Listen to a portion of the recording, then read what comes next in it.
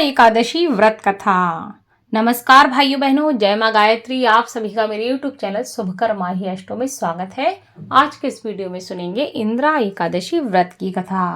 उससे पहले आप सभी से विनम्र निवेदन है, अगर आप मेरे चैनल पर पहली बार आए हैं तो प्लीज वीडियो को लाइक, चैनल को सब्सक्राइब और वीडियो को ज्यादा से ज्यादा शेयर अवश्य करें। इंद्रा एकादशी का व्रत हर साल अश्विन माह के कृष्ण पक्ष की एकादशी तिथि के दिन रखा जाता है।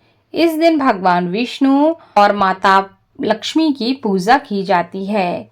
यह एकादशी पितृपक्ष में आती है, इसलिए इसका महत्व और भी अधिक बढ़ जाता है। इस कथा को सुनने मात्र से हमारे पितरों का आशीर्वाद हमें प्राप्त होता है, क्योंकि यह जो एकादशी है यह पितृपक्ष के दौरान पड़ती है। इसलिए इस कथा को पितृपक्ष के दौरान अवश्य सुनना चाहिए और इसका फल हमें अपने पितरों को समर्पित करना चाहिए। ऐसा करने से हमारे पितृ प्रसन्न होते हैं और उनकी आगे की यात्रा सुगम होती है। प्राचीन समय की बात है, सतयुग में इंद्रसेन नाम से विख्यात एक राजकुमार था, जो अब महिष्मतीपुरी के राजा होकर धर्म पूर्वक प्रजा का पालन करते थे। उनका यश चारों तरफ फैल रहा था। राजा इंद्रसेन भगवान विष्णु की भक्ति में लीन थे। गोविंद के मोक्षदायक नामों का जप करते हुए समय व्यतीत करते थे और विधि पूर्वक आध्यात्म तत्व के चिंतन में संलग्न रहते थे। एक दिन राजा राज्य सभा में सुख पूर्वक बैठे हुए थे। इतने में ही देवर्षि नारद आकाश मार्ग से उतरकर वहां आ पहुंचे। उन्हें आया देखकर राजा हाथ जोड़कर खड़े हो गए और विधि पूर्वक पूजन करके उन्हें आसन पर बिठाया। इसके बाद वे इस प्रकार बोले कि हे मुनि श्रेष्ठ, आपकी कृपा से मेरी सर्वथा सब कुशल है। आज आपके दर्शन से मेरी संपूर्ण यज्ञ क्रियाएं सफल हो गईं। हे देवर्षि, आपके आगमन का कारण बताकर आप मुझ पर कृपा करें। आप यहाँ क्यों आए हैं, इसका कारण मैं जानना चाहता हूँ। नारद जी ने कहा, हे नृपश्रेष्ठ, सुनो, मेरी बात तुम्हें आश्चर्य में डालने वाली है। मैं ब्रह्मलोक से यमलोक में आया था। वहां एक श्रेष्ठ आसन पर बैठा और यमराज ने मेरी भक्ति पूर्वक पूजा की। उस समय यमराज की सभा में मैंने तुम्हारे पिता को भी देखा था। वे व्रत भंग के दोष से वहां आए थे। हे राजन, उन्होंने तुमसे कहने के लिए मुझे एक संदेश दिया है। उस संदेश को देने के लिए मैं तुम्हारे पास आया हूँ। उन्होंने कहा कि बेटा से जाकर कहना, मुझे इंद्रा एकादशी के व्रत का पुण्य देकर स्वर्ग में भेजो। उनका यह संदेश लेकर मैं तुम्हारे पास आया हूँ।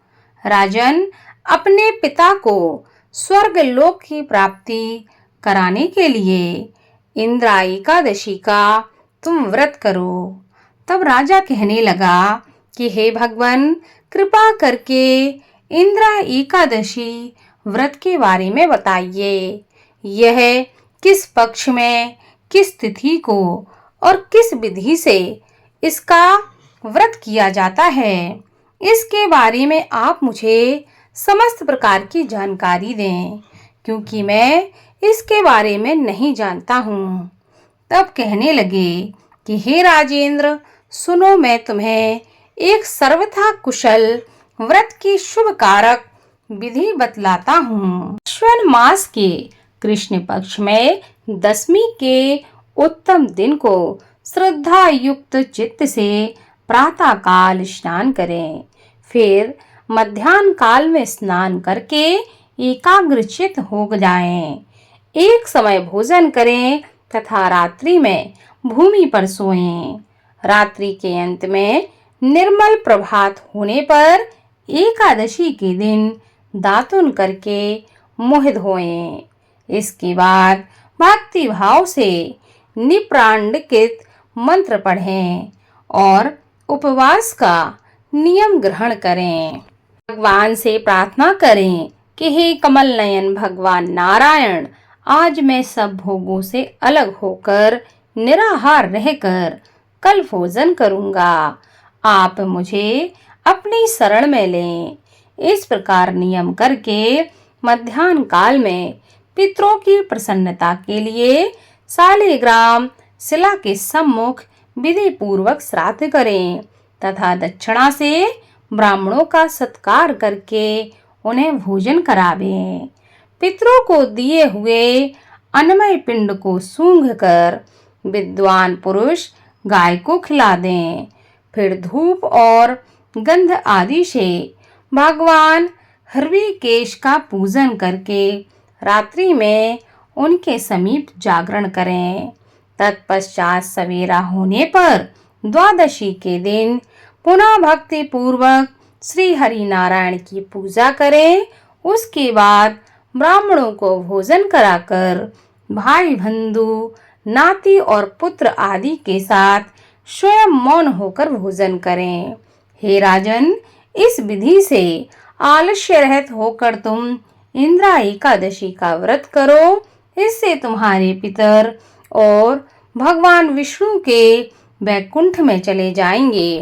भगवान श्री कृष्ण कहते हैं कि हे राजन, राजा इंद्रसेन से ऐसा कहकर देवर्षि नारद अंतर्ध्यान हो गए। राजा ने उनकी बताई हुई विधि से अंतःपुर की रानियों, पुत्रों और भ्रातों सहित उस उत्तम व्रत का अनुष्ठान किया। कुंती नंदन व्रत पूर्ण होने पर आकाश से फूलों की वर्षा होने लगी। इंद्रसेन के पिता गरुड़ पर आरूढ़ होकर श्री विष्णु धाम को चले गए और राजश्री इंद्रसेन भी राज्य का उपभोग करके अपने पुत्र को राज्य पर बिठाकर स्वयं अंत में स्वर्ग लोक को चले गए। इस प्रकार मैंने तुम्हारे सामने इंद्रा एकादशी व्रत की महात्म्य का वर्णन किया है। इसको पढ़ने और इसको सुनने मात्र से मनुष्य के समस्त पाप नष्ट हो जाते हैं। इसलिए इस एकादशी के दिन इस कथा का श्रवण अवश्य करना चाहिए और इसका फल अपने पितरों को समर्पित करना चाहिए, जिससे हमारे पितृ भी हम पर अपनी कृपा दृष्टि बनाए रखें और वह भी पितृलोक से निकलकर विष्णु लोक को प्रस्थान करें।